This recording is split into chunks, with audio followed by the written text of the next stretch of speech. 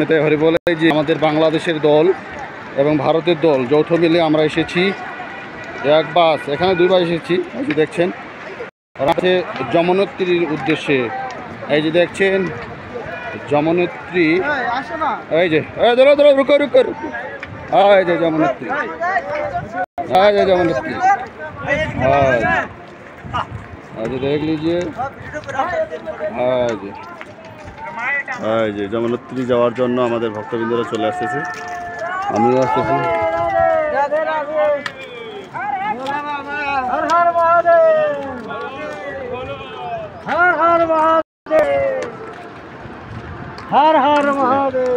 অনেক পাহাড় রয়েছে, অসংখ্য পাহাড়, নদী রয়েছে, একটা ছোট নদী পেয়ে গেছে।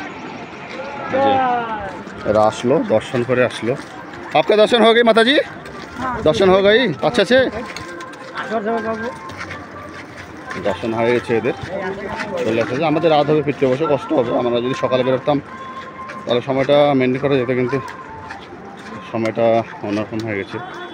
আপনাদের একটা ছোট দৃশ্য দেখাবার, একটা যেটাকে পালকি বলে, 4 জন বিশিষ্ট করে একটা কাঠের তৈরি পালকি, ওটা আসতেছে, আমি দেখাবো।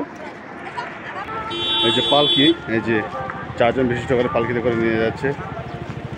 এটা দাম মনে হয় 3-4 হাজার টাকা করে, উপরেও যাচ্ছে। মন্দির উপর থেকে আমরা নামলাম, কিন্তু বুঝছো, উপর থেকে কিন্তু আমরা নামলাম, নিচে যাচ্ছে। যে কাকা অনেক শক্তি তাকত, যে মাতাজি ফিরে আসে। দর্শন হয়ে গিয়ে মাতাজি আচ্ছা আছে, আরে বল আজ মাতাজি দর্শন দিয়ে চলে এসেছে। এই যে এখানে অনেক সুন্দর,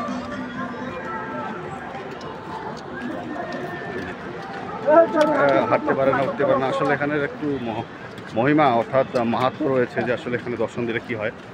তো এসব দর্শনের মাহাত্ম্য সম্পর্কে অনেক কিছু জানতে গেলে অবশ্যই ইউটিউবে বা আমাদের ধর্মীয় বই গ্রন্থে পড়তে হবে, যে আসলে মাহাত্ম্য এত কষ্ট করে টাকা ব্যয় করে কেন আসছে ওরা, কারণটা কি, কিসের জন্য আসছে, আসলে অনেক কিছু আর রয়েছে।